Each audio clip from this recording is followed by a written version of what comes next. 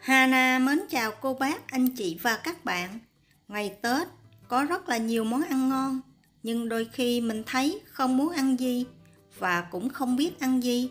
Hôm nay Hana xin gợi ý với cô bác, anh chị và các bạn một món ăn vừa nhanh vừa đơn giản làm với bột năng để thay đổi khẩu vị cho ngày Tết. Nếu cô bác, anh chị và các bạn thích, xin mời vào bếp làm cùng với Hana nhé. Để chuẩn bị cho món ăn, trước tiên Hana sẽ lấy 6 cái nấm đông cô, rửa thật sạch, thêm vào 300ml nước nóng. Mình sẽ lật úp nấm xuống để cho nấm mau nở và để qua một bên.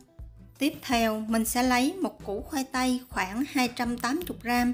Sau khi gọt vỏ, rửa thật sạch thì mình sẽ đi cắt lát mỏng.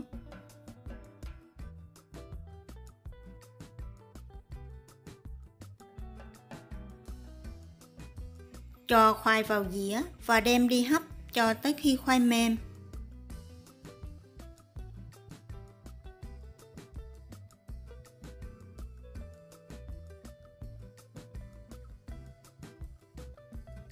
Sau khi hấp xong, trong khi khoai tây vẫn còn nóng, mình sẽ cho khoai vào tô, dùng nĩa tán cho thật là mịn.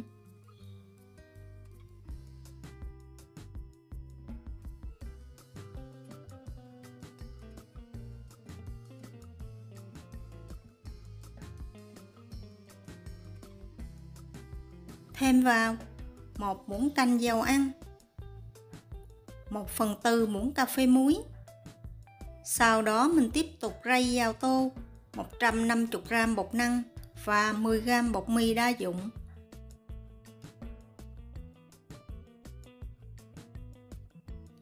Và dùng tay nhồi cho bột và khoai thật là hòa quyện với nhau.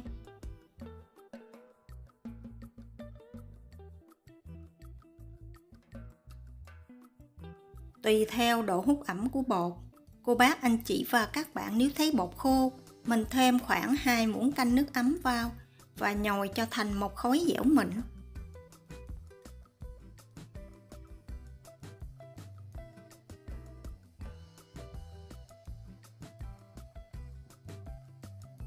Sau khi nhồi bột xong, lấy ra một ít, mình dò viên, nếu viên bột không bị nứt là bột đạt.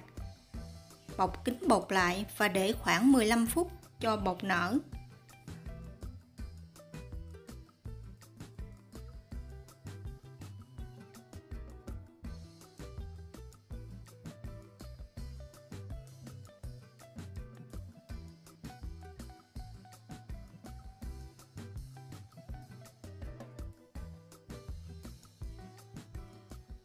Trong khi chờ bột nở thì mình sẽ đi chuẩn bị phần nhân. Nấm sau khi ngâm mềm, mình sẽ vớt phần nấm ra, đem rửa thật sạch và vắt ráo nước. Phần nước ngâm nấm mình để qua một bên, một chút mình dùng sau.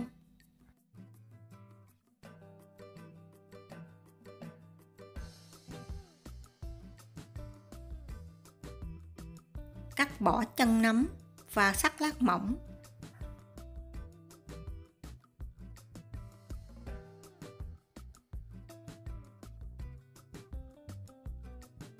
Để món ăn trông có màu sắc đẹp hơn, Hana sử dụng thêm 2 trái ớt. Mình sẽ đi cắt sợi. Nếu cô bác, anh chị và các bạn không thích, mình có thể bỏ qua phần này.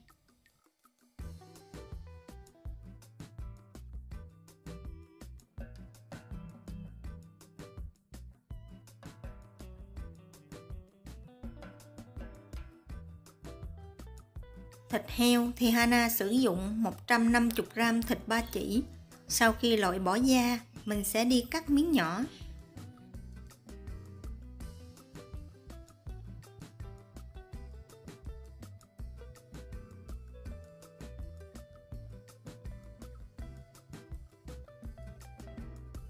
Khi chuẩn bị phần nhân xong, mình sẽ trở lại phần bột. Để chống dính cho bột, Hana sử dụng bột năng. Thoa một ít bột năng vào tay để chống dính. Phần bột cô bác, anh chị và các bạn lấy ra khoảng 10g trên một viên. Sau đó mình sẽ vo tròn lại.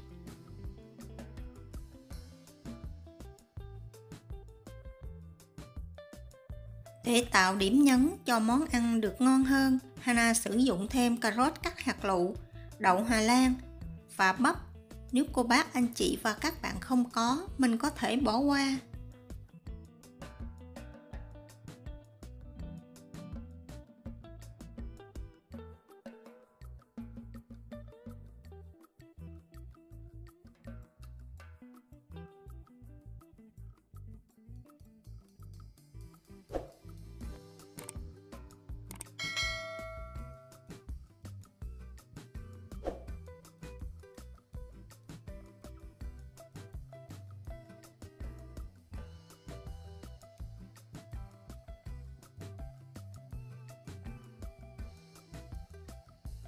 Và thêm một cách tạo hình khác là mình cũng có thể lấy bột, xè những sợi dai giống như cọng bánh tăm.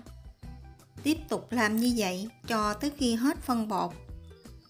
Trong khi tạo hình, cô bác, anh chị và các bạn nhớ bắt sẵn một nồi nước sôi. Sau khi nước sôi, cho vào một muỗng canh dầu ăn khuấy đều.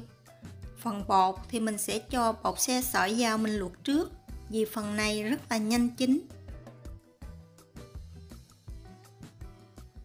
Bột nổi lên mặt nước hoàn toàn là bột đã chín.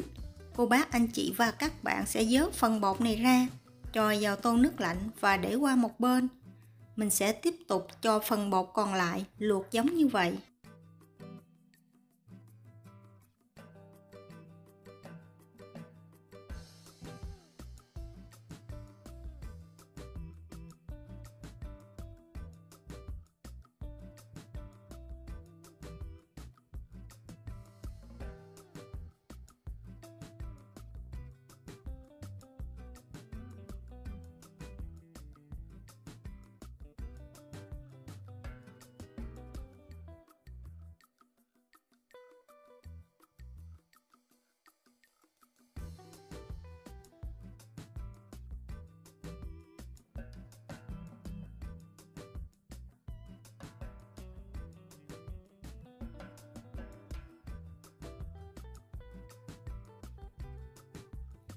Sau khi bột chín, mình cũng vớt ra tô nước lạnh và để cho nguội.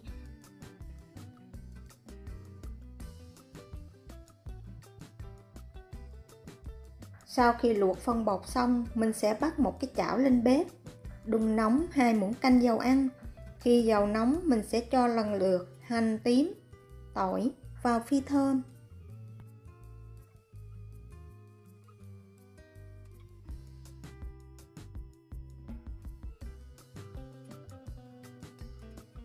Sau khi phi hành và tỏi xong, mình sẽ cho vào 20g tôm khô, xào cho tới khi tôm có mùi thơm.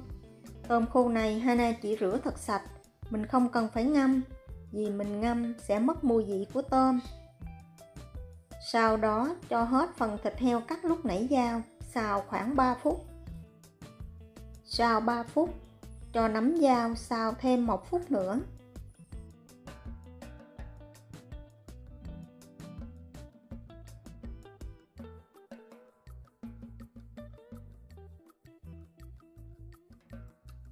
Bây giờ, cô bác, anh chị và các bạn mình lấy phần nước ngâm nấm lúc nãy mình cho vào, nhớ chưa phân cặn lại.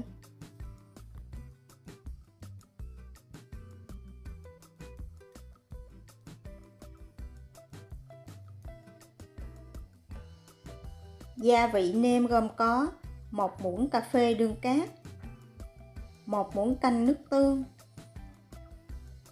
1 muỗng cà phê dầu hào, 1/4 muỗng cà phê bột nêm gà.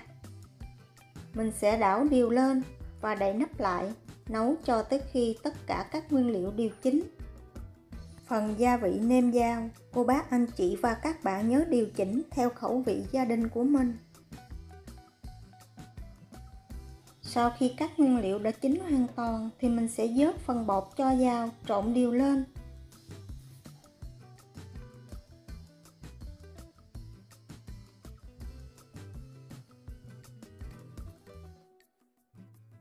Và cuối cùng mình sẽ thêm phần ớt cắt sợi, một ít hành lá cắt khúc và 1/4 muỗng cà phê tiêu xay. Nấu cho tới khi hỗn hợp sôi trở lại thì mình tắt bếp.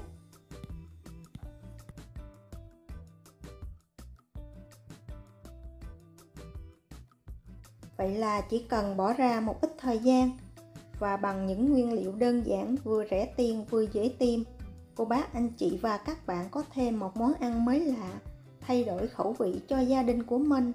Món ăn này mình có thể làm buổi sáng hoặc là buổi trưa, cũng rất là thích hợp.